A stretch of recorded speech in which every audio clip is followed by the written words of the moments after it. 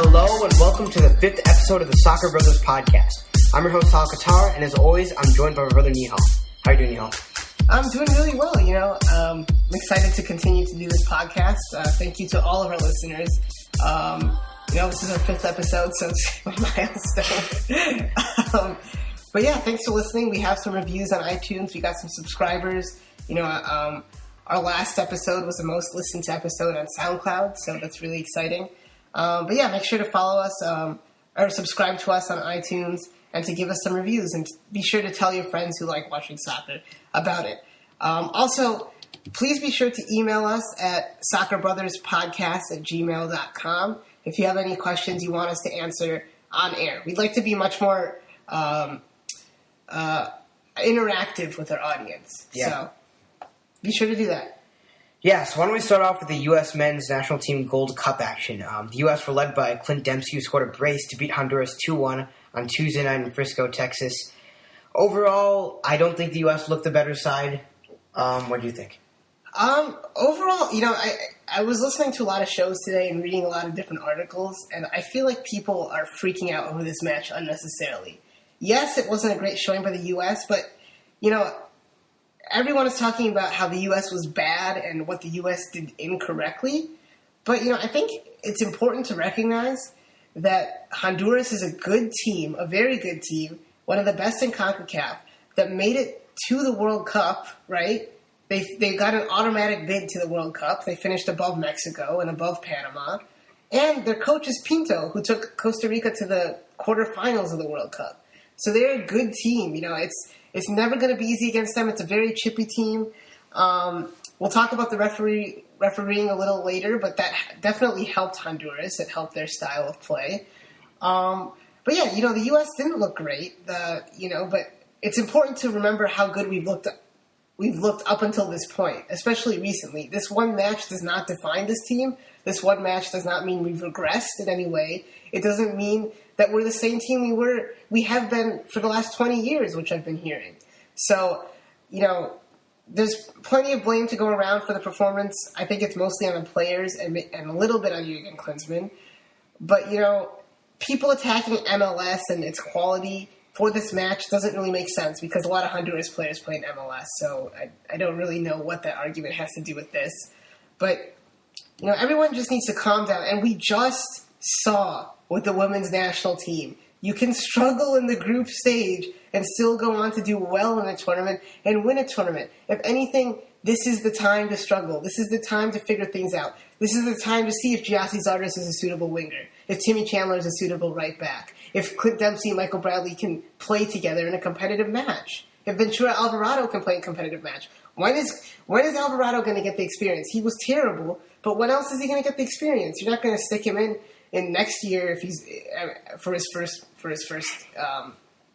official match. I mean, this is the match you want him to be in. So I think everyone needs to understand what this match was, and this might not even be the team after the group stage too. So I think people are definitely overreacting. Like I did with the women's national team, I overreacted, but. I mean, we could see how the women's national team were able to adjust and were able to switch their style in order to go on and win the tournament. This game doesn't define the team, and it does not mean we're not going to win the Gold Cup anymore. I'm not saying we're 100% going to win it, but our chances are the same. That being said, I've been very impressed by all the teams in the Gold Cup so far. Even in the last 2 years, CONCACAF is miles better, and we can see that by how Jamaica played in Copa America. They got, I think they only got 1 point, but they were decent. And, how Mexico's C team really played in Copa America. They drew Chile. And, Honduras has only lost one match this year. Do you know that? Besides this one. No, and that was a 1-0 loss to Brazil. So Honduras is not a bad team. It's very, very important to remember that. And CONCACAF is a good region. It's easily the third best region in the world. The results prove that.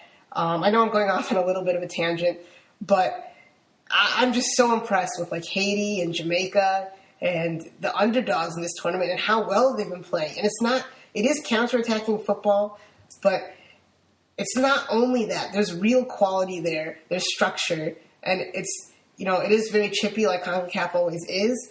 But the quality is there. And the league is growing. And, credit to MLS and the NASL for helping this region grow. Because there's a lot of players from across the region that are playing. And I think it might be time to expand the Gold Cup. CONCACAF's a big region. Why are there only 12 teams?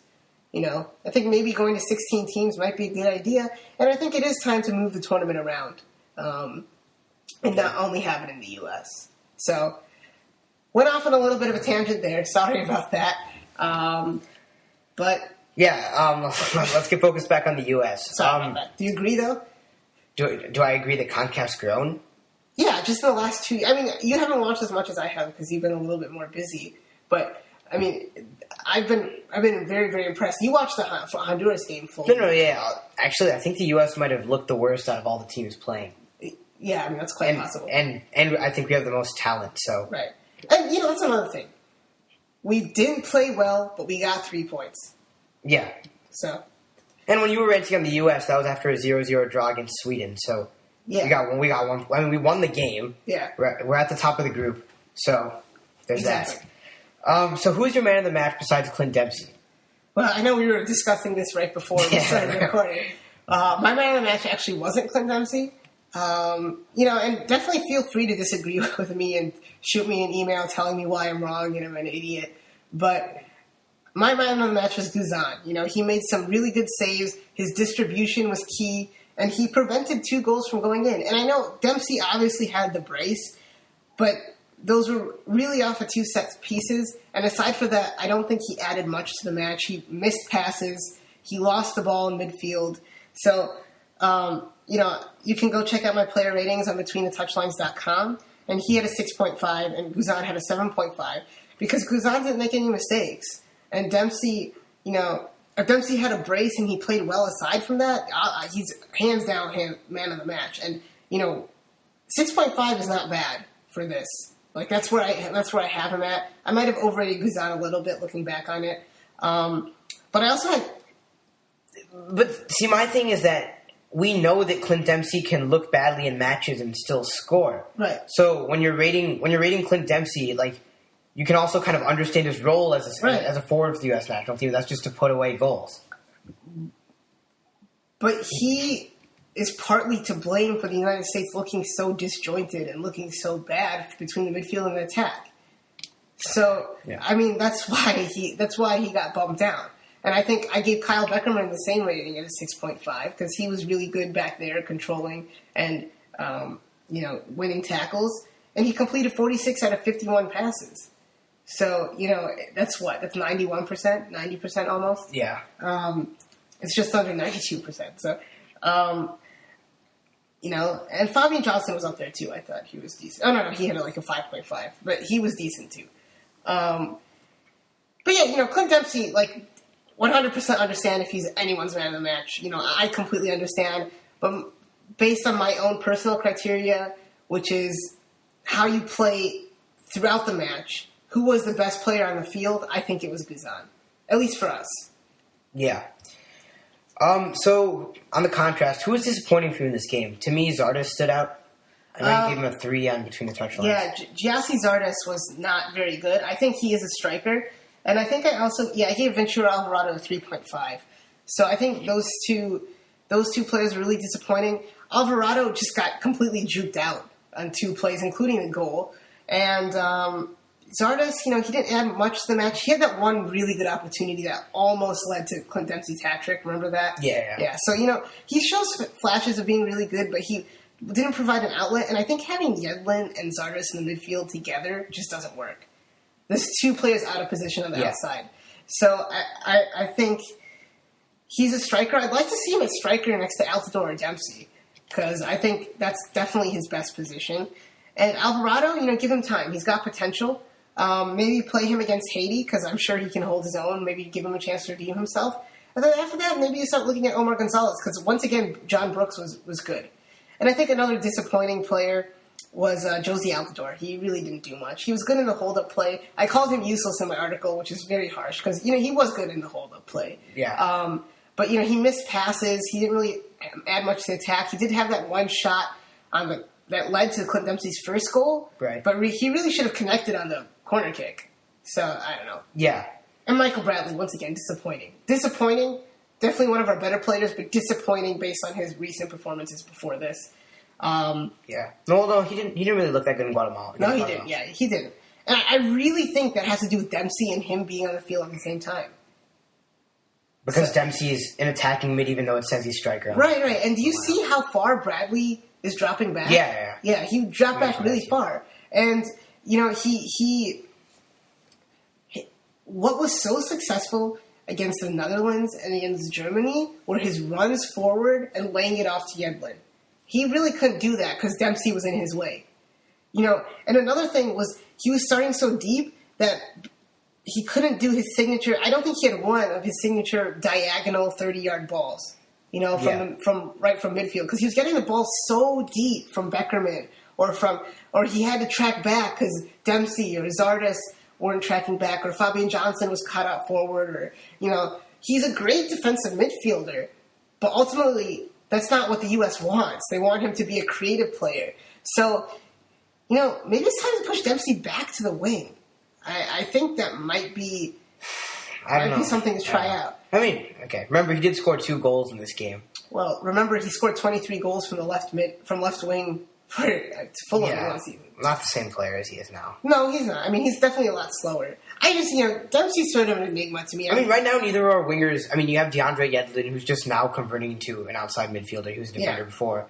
And then Zardes, who's, played a fair share of minutes at striker. Yeah. I wouldn't say either of them are really true outside midfielders. No, they aren't. No, we don't really have a lot of true outside midfielders. I don't think we have any, actually. No. Davis is gone. Yeah. We really don't have any. Like, you have Fabian Johnson, who's an option, but he's also a fullback. Mm-hmm. Zusi started his career as a central midfielder. So did Bedoya. So that's why I'm really excited in September to see players like Nagby, or it's time to get Ethan Finley, like I've been saying for 3 episodes straight now, on the national team. We need exciting wingers who can create. Yeah. By the way, friendly was announced on September 4th versus Peru. Yeah, that's good call, because we forgot to put that in our notes. But yeah, exciting. They finished 3rd place in Copa America. So a good opponent, very good opponent, and they're on the rise in world soccer. Yeah. Still should beat them, though. Yeah, I think so. Yeah. I mean, we don't know who it's just a friendly. Yeah. But that's right before World Cup qualifying. Yeah, so we should have one of our top spots. Isn't that crazy? Yeah, I know. World Cup qualifying already. So let's go back to this game. What did you learn from this game? Jossie Zardes is a striker. Ventura Alvarado is still growing. Brooks is the defender on this team. He's the defender of the future. And, Guzan is the number 1 keeper right now, I think. And also maybe Bradley and Dempsey can't play together. It's still, let's run some more tests, as it were. Yeah, I guess they played together in the World Cup, and also people said Bradley struggled as well. Yeah, Bradley did struggle, because where was he? But then you always say that was because of his injury. Yeah, I mean, it was. But Dempsey was out of position, too. He was playing as a lone striker, so Dempsey... Only because Altidore was injured. Right, but Bradley was pushed forward. I mean, if you're playing Dempsey as a lone striker, then Bradley can be that guy. Yeah. I want to talk to you about the Wondolowski substitution. I mean, a lot of us thought it was just a one-time thing versus Guatemala. I called it. I mean, yeah. I said to you. But why? It must be what he brings in. I mean, he's a true poacher. Yeah. Which I wouldn't say any one of our other strikers are. No. On the team. He's not that great as a lone striker, especially in the situation at the end where we're trying to boot the ball forward. I think Josie is much better in that kind of situation. Yeah. But, it must be what Wando brings in training every day. We don't see him. He could be really good. And we've seen it before with Klinsmann, with Beckerman, everyone hated him for a year. I think this is the same thing with Chandler, what's going to happen. Everyone hated him for a year. And Jermaine Jones. Everyone hated Jermaine Jones, too. Because Klinsmann kept on giving him chances, but he eventually turned into one of our better players. I mean, that's not going to happen with Wando. But it can't happen with Chandler. And, Wando can hold his own against CONCACAF opposition. I mean, he can score goals. Yeah. So, he's a sure thing. You saw it in the Gold Cup 2 years ago. Yeah. He's a short... Albeit against B-sides, but... Yeah. Well, not against Panama, but he didn't score in that. I mean, Sorry, we're watching the Canada El Salvador Gold Cup match as we're recording. Yeah. And by the way, when I said the U.S. looked the worst, don't take into account that game because we haven't watched that yet. Yeah. Yeah, I think that's a little harsh. Well, are you sure? We won, right? Yeah, we did win. Aren't we the only team that's won so far? Yeah, I know. But every other game looked like neck and neck, and both teams Yeah, no, you're right. But Honduras is a good team. I think they can definitely finish second in our group. But what were we talking about? Oh, Wando. Yeah, I mean, it's what he's a known commodity. So in that kind of match, he's going to be in the channels. He can maybe get a goal. I wouldn't be surprised if Johansson got a start in the next match. Hopefully. Yeah. What did you think of the refereeing? Because a lot of people thought that Honduras should have gotten more than one yellow card. Oh, man. Dude, you could have, mugged someone and it wouldn't have been a foul. Yeah, wait, did you see that? I don't think you were watching during this part, but they had this one segment in the 80th minute, and it was Gold Cup, physical play. And it was just a bunch of fouls by Honduras players. Well, it was consistent fouls, too, and Yedlin got destroyed. And we saw this against Mexico in a friendly. Chicharito broke his collarbone because of Honduras. So... So is it the refereeing? The refereeing is ridiculous. No. I mean, how can you blame Honduras if they can take the U.S. off their game and the referee's not going to do anything about it? If it's within the referee's rules, then why you got to do what you got to do to get the advantage, right? There's only one yellow card and one that came in the 80th minute or something. Yeah. So I don't know. Dempsey was consistently fouled. Yedlin was consistently fouled. They were kicking and hacking, and it was your regular CONCACAF stuff. But it's weird because at the same time, Honduras showed a lot of quality on the ball. A lot of quality. Andy Nihal is a beast. I wish he was a U.S. player. But one thing I wanted to say is, I kind of expected just a game like this, Dempsey to do something stupid, but yeah. Well, maybe that's why he took away the armband. I don't know. But okay, can we talk about how the referee is Mexican? Isn't that a conflict of interest, or is it not? I mean, the U.S. and Mexico are rivals, but I don't know. I feel like you should allow an American referee to ref a Mexico game. Yeah, I guess. I mean, but you wouldn't let an Arsenal fan ref a Spurs Chelsea game. Or actually, there's probably more on the line in those games. I don't know. It's hard to say. Yeah. Well, maybe it's not a conflict of interest. I just I dislike. I don't know why they can't avoid that, but yeah. All right. Yeah, so let's switch over to the match that was before U.S.-Honduras. Haiti versus Panama. The game ended in a 1-1 draw with goals from Quintero for Panama and Nazon for Haiti. A result that a lot of people didn't anticipate. Obviously, Haiti, the underdog in this game. How were they able to draw Panama? Counterattack and speed and, just quality in the final third. They had a lot of chances. I believe Panama had 69% possession, but they only had 3 or 4 more shots. So Haiti did really well at defending, and the goal they gave up came on a defensive mistake and an absolute beauty of a shot off the half volley from 22 yards out from Quintero. Great goal. And then Haiti's goal, which came in the 86th minute, Panama's goal was in the 56th minute. Haiti's goal, which came in the 86th minute, was great individual play. Completely juked out the left back for Panama. I believe Cummings, and then cut inside and megged Jaime Pineda, the goalkeeper. So there's a lot of individual quality and speed there, and if I were the U.S., I wouldn't take them lightly at all because you can tell they are a good team. So don't underestimate them in the U.S. They were able to, basically, to answer your question, the counterattack. They were very, very good in the counterattack, and they didn't take all their chances, but when it mattered, a moment of individual brilliance from Nazon. And it was great goal. So I wanted to ask this question to you. Was it a point earned by Haiti or 2 points dropped by Panama? In other words, was Panama disappointing or was Haiti better than you expected? I think Haiti played really well. Going into the match, if I knew it would be a 1-1 draw, I'd say 2 points dropped by Panama.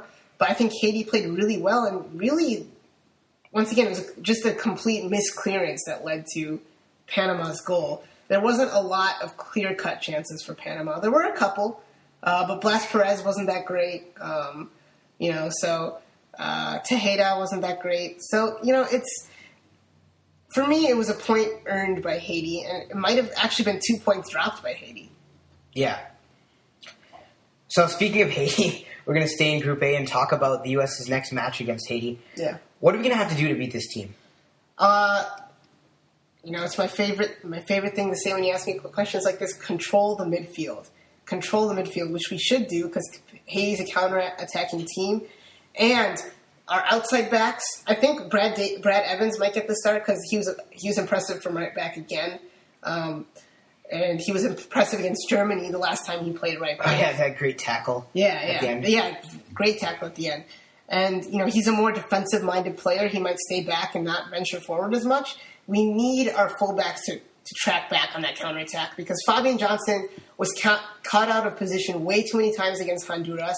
And Giassi Zardes was playing left back. That's just not the way to go. So control the midfield and take our chances and have possession with a purpose. Obviously sideways passes and backwards passes are very, very important. We need that to open up a defense. But, don't pass up the chance don't pass up a chance on a pass that might be risky, but might lead to a goal. Because when it comes down to it, Haiti has quality, they have speed, but we have higher quality players, more clinical finishers, and Josie and Dempsey or whoever's playing up top.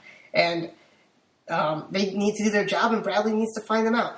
Jurgen needs to find a way to get Bradley involved and to have Bradley be the attacking player we know he can be. Yeah. So do you see Zardes starting in this game? Obviously, you said he's disappointing. I think if Bedoya is healthy, I don't think he will. If he's not healthy, I really don't know who else is going to play there. So Zusi maybe.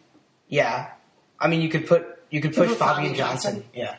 Yeah, maybe Timmy Chandler or left back and Brad Evans at right back or Greg Garza.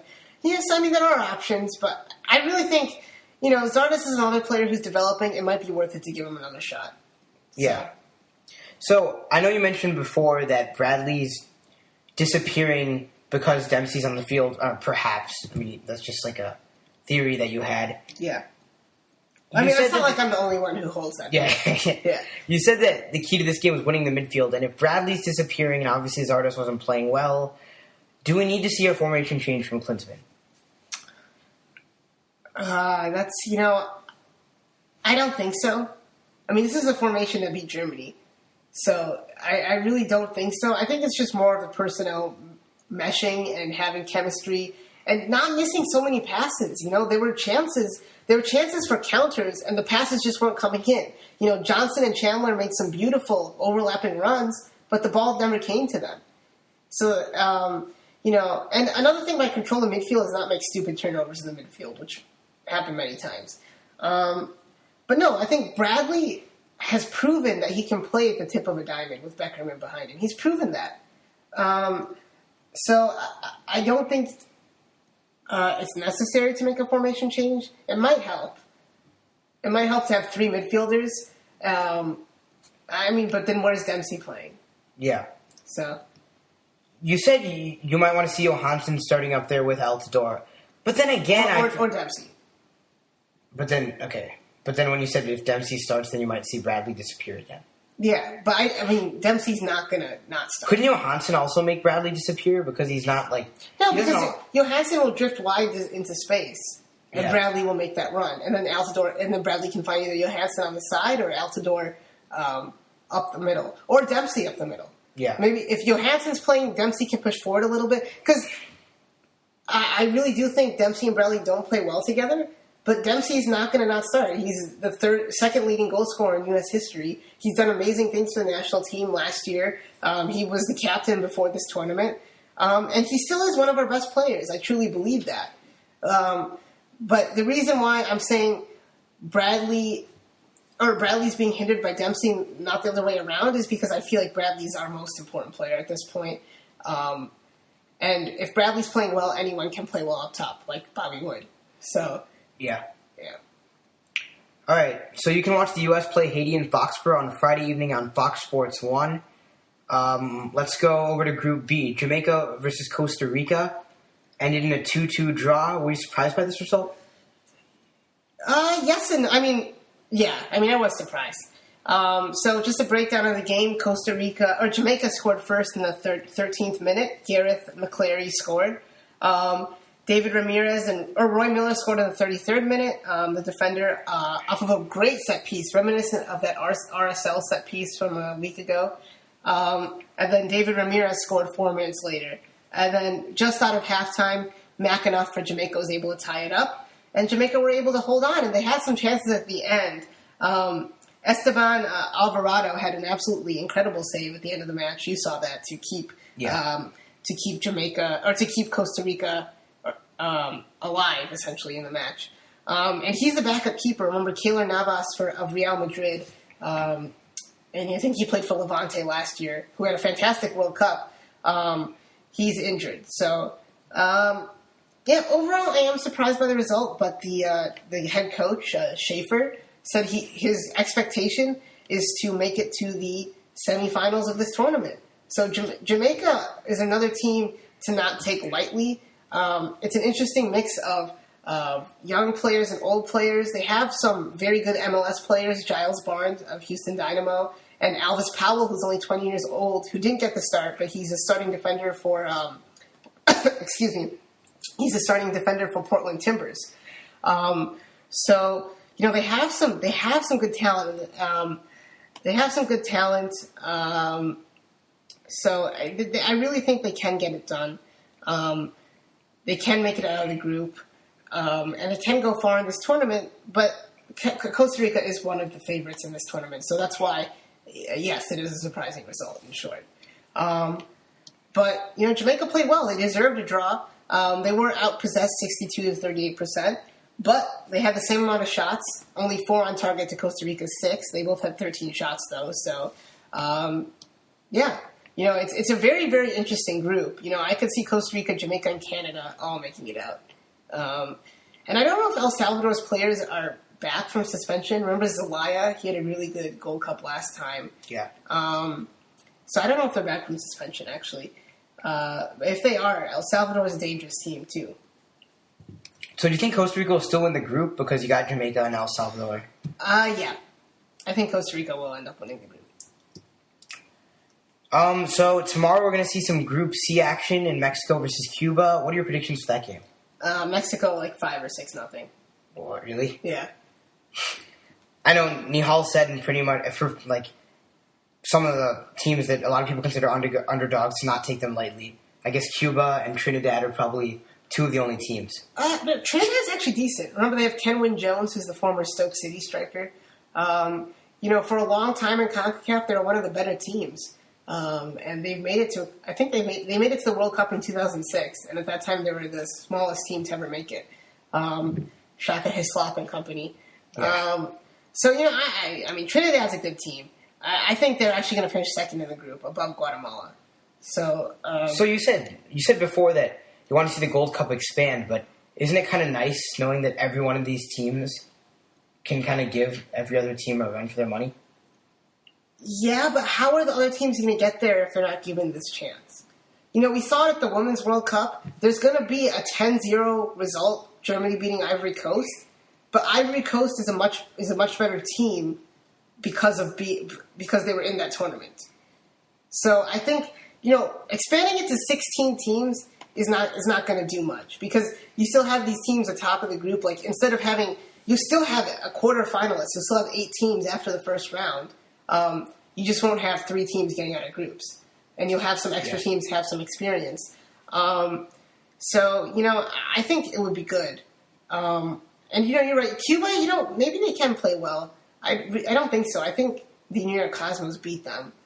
So I think they're by far the worst team in the competition. I really don't know.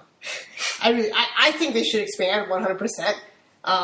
But yeah, I guess it does sound a little bit contradictory that I said Mexico is going to win 3 or 4-0.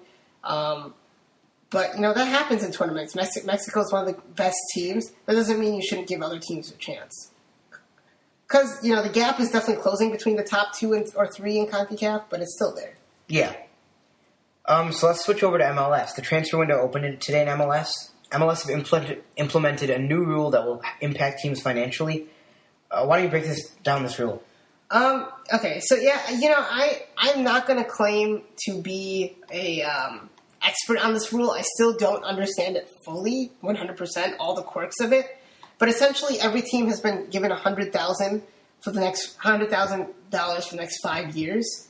But they can spend all of that money right now if they wanted to. So basically, every team has the opportunity to spend $500,000 in this transfer window. So that would be, I think, in salary, $500,000 in salary. And they said they want to have those in-between players between the regular MLS players and between the regular MLS players and DPs. So that middle ground player, which is something MLS is missing. Let's face it. They're not able to retain like Andy Nihal or DeAndre Edlin, which they could be able to sign with a contract like this. And if they had implemented this earlier, they might not have had to get rid of Graham Zusi they might not have had to give Graham Zusi or Omar Gonzalez DP contracts. So I think it's really going to help the league. So they're given $100,000 every year, but you don't have to spend this year. But next year they have to spend at least $100,000, and they're just going to lose $100,000 from that budget. So it's really confusing. Kerry Mullen of Between the Touchlines, the creator, he has a great article on BetweenTheTouchlines.com about this about this rule, breaking it down. So definitely go check that out. Liv U. Bird, Sports Illustrated, also has a good article, but definitely recommend Kerry's article. He did a great job with that. And, he said in the article, MLS is known to make up rules as it goes, and I know a lot of people object to that, but, I mean, for me personally, if it helps the league, it helps the league. Getting someone like Giovanni Dos Santos and or Chicharito to come to the league is huge. To get two Mexican players in their primes, it's going to bring a lot of attention to MLS from Mexican fans and from fans around the world. So it'll be, I think it's good for the league.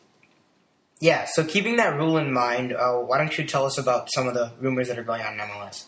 Well, the main rumor right now is that Dos Santos has signed a deal for LA Galaxy. A number came out at $9 million a year, but there have been other reports that have gone against that report and have refuted that report and have said it's really around $6 million a year, which is probably more suitable for Dos Santos. Also, Chicharito, it looks increasingly unlikely that he's going to sign with Orlando City and maybe stay in Europe, which is unfortunate because he's younger. He's still in his prime. But, it is very unfortunate. And then Aristeguieta, who's the striker on loan from Nantes, Alejandro Bedoya's team, to the Philadelphia Union, has extended his loan stay. So good for the Union. They have Sapong, but they also need some other striker help. And then one final thing is Toronto is shopping for defenders. They have someone coming from FC Sion. It sounds like a Swiss defender. So he should be in Toronto. He should be in Toronto soon. So a decent signing for the league. 27-year-old Swiss defender from the Switzerland League. So yeah. All right, let's talk about some European transfers. Today, Toby Alderweireld was confirmed to be moving from Atletico Madrid to Tottenham. Yeah, good move for Tottenham. It shores up this central defense. They have some good young players in Eric Dyer and American U20 player Cameron Carter-Vickers. But Alderweireld can play outside back and he can play center back, and he's a very, very good player. So they have Vertonghen. Their right center back options are not that great though. So good signing for them. Iker Casillas moved from Real Madrid to FC Porto. Man, that's weird, isn't it? Yeah, it's really weird. It's crazy to me. Casillas probably could have gone to another top team who needed a goalkeeper. Yeah, I know Roma was linked with him, but they couldn't. Yeah, I mean couldn't get his wages. Yeah, his wages are ridiculous. So good for him. I guess he'll get some playing time. David De Gea looks to be coming into Real Madrid. So I won't be watching him much, unfortunately, but it's good to see. It'll be good to see him playing again. Yeah, Agbona, center back for Juventus, moved from Serie A to West Ham. Yeah, they just beat out Everton, so good signing for them. Agbona's a good center back, but Juventus' back three is just fantastic. And, they have Chiellini, Barzagli, Bonucci, Caceres, who can play there. Now Khedira is going to bring more defensive support. Yeah, exactly. And, I think Khedira is going to be better for the team than Pirlo, actually. Yeah, definitely. No question. Yeah. And, they really missed Chiellini in the Champions League final. So, yeah. It could have been a better result for them. Kevin Trapp, Frankfurt goalkeeper, moved from Bundesliga to PSG. Yeah, he was at Eintracht Frankfurt, which is Timmy Chandler's club. Good goalkeeper. Obviously, the backup for Salvatore Sirigu. I don't think Sirigu is moving. I haven't heard anything about that. But Sirigu, great goalkeeper. So, he'll be the backup for PSG and a very, very, very good backup. And we'll see if he can compete for a starting spot. Yeah. Simone Zaza was confirmed to be bought by Juventus. Yeah, so he was on loan from Juventus to Sassuolo. But there was a buyback option in the contract, so they bought him back for €18. A very, very promising young striker. I believe he's Italian, right? Yeah. He's one of the better young strikers in the pool, actually. Yeah, he and Icardi and Dybala are all young strikers in Serie A who are very, very good. So, yeah. Yeah. Great for them. This might interest you. I heard Destro might be going to West Ham. Yeah. He was linked there even during January before he went on loan to Milan. I think that'd be a great signing for West Ham. Yeah. I like Destro a lot. I like Destro too, but Rudy Garcia never wants to play him, so I say just make money off of him. Yeah. And don't... I mean, don't you think he's better than Dubia? Yeah, but I don't really want Dubia. Okay, we'll save this for our Serie A preview. Yeah. We'll probably have an episode. Those are going to be fun. Yeah. Also, Roma, they're in on Kovacic. Really? No, I haven't seen that. Dzeko. Wait. No, Dzeko, not Kovacic. Mirotic. Yeah. Yeah, Mirotic, not Kovacic. Yeah, sorry about that. Yeah. Yeah, that's exciting. Yeah. Really Looks like he rejected a move to Newcastle. Yeah, to join Roma, yeah. Brian Ruiz went from Fulham to Sporting, which is... a mainstay at the club at Fulham for a long time, but he's better than a championship player. So it's good to see him go to a big club like Sporting, and hopefully he can make his mark there. Yeah. Van Persie is rumored to be moving from Manchester United to Galatasaray. Yeah, I mean, that's crazy, right? Yeah. The Turkish league's making moves. Yeah, we talked about it last episode. Oh, you know what? It wasn't Galatasaray. It was Fenerbahce. I really apologize for that. Yeah. But Fenerbahce's making moves, but everyone in the Turkish league is making moves. So, if Van Persie could be united with Nani. So... Yeah. United, like Manchester United. Okay. That wasn't intentional. So, for the next part, no better person to announce it than an Everton fan, so go ahead. Well, yeah, it looks like a former U.S. men's national team player, and Everton player, Preki, one of the leading goal scorers in MLS history, is going to coach in the UK, as he said in his press conference. He stepped down from Sacramento Republic this week, or actually today, and he's on the move to the UK. So the rumor is Leicester City. The odds for Preki to be the coach before today by the bookies in England of Leicester City was 33-1, and they slashed it to 3-1. Wow. So it looks like that might be imminent, which is crazy to me. Preki was coaching... He coached Toronto FC for a year. He's been coaching Sacramento Republic FC. But why is Bob Bradley not in the Premier League? He's doing so well at Stalbeck. Yeah. It'd be great to get someone to talk about him and what he's doing there. So we'll look into that. But he's doing absolutely incredible things there. But obviously, we should never be unhappy about American coaching in the Premier League. That it's going to be fantastic, and maybe he'll bring some players from MLS to Leicester City. So apparently he is looking at one MLS player if he is the coach of Leicester. Well, I mean, City. Leicester actually got relegated. No, they didn't. They stayed up. They did? Yeah, it was Burnley, QPR, and I forgot who the other team was. Burnley, QPR. No, this is bad. How do you not remember it? No. Leicester City stayed up. Are you sure? Yeah, I'm pretty sure. I mean, I'm sure that would have been in the Yeah. Yeah, I mean, okay, even if he's in the championship, we haven't had that before. So, it's really good for Americans because it'll open up a lot of doors for Americans abroad and in bigger leagues. Because Michael Bradley, who did wonders with it was Hull City. Yeah, Hull City. He did wonders with Egypt. Wasn't able to get a good offer. So, Preki, Bob Bradley, Steve Cherundolo, maybe even Brad Friedel, hopefully they can break into the coaching scene in Europe. Yeah, so before we end the episode, we always play a little game. I'll explain the game. Okay. So we need to come up with a name. Yeah, I know. Oh, well, if anyone wants to, you can leave us a comment in SoundCloud or email us or whatever. Cause yeah. We haven't really talked about that yet.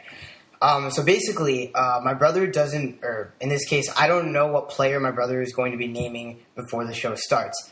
And then he asks me 3 questions about that player that I have to answer on the spot. 1, what do you think of his game? 2, where do you rate him in the pool right now? And 3, do you see him on the World Cup roster in 2018? Right, and they don't have to be American players, and they don't have to be young players either. Yeah, last time we did Bedoya, who's not really young. Yeah. Not that young. Yeah. All right, so my player is Gideon Zelalem. Gideon Zelalem. So what do I think of his game? Well, I thought when I watched him in the U20 World Cup, he looked like really comfortable in the midfield. Yeah. Like the way he moved, I've mentioned Roma too many times in this episode, but he reminds me a lot of Miralem Pjanic, who plays on Roma, and that's a good thing. He's a fantastic midfielder. He looked really comfortable. He added a nice look to the midfield that otherwise I don't think the U20 team would have had. Yeah, or the U.S. at any level. Yeah. I think the one thing is he needs to bulk up a little bit. He's very small. He's only 17, though, or 18. Remember, he's eligible for the next U20 World Cup. Wow. That's crazy to think about. And then the second thing is, where do I rate him in the pool right now? Top 100, right? He's got to be. Top 100. Well, let's think about this in terms of like midfielders. I would say that there are a lot of MLS midfielders that I would put ahead of him in the starting midfield. I don't see him playing for the senior men's national team until perhaps late 2016. Okay. Well, Arsene Wenger said he's going to be playing first-team soccer this year, whether it be for Arsenal or on loan. Not for Arsenal. Well, I don't know. No, they signed someone recently, didn't they? Yeah. Wait, why am I forgetting this? We're forgetting so much today. Yeah. Oh. Well, it's not important. Yeah. And then the third question is... Will he be in the 2018 World Cup? Will he be on the... Yes, he will be. You really? Yeah. So Will Trapp and Zelalem. Will Trapp and Zelalem. Hopefully... He'll be starting. What? You think he'll be starting? Yeah. Really? Over like Diskerud or...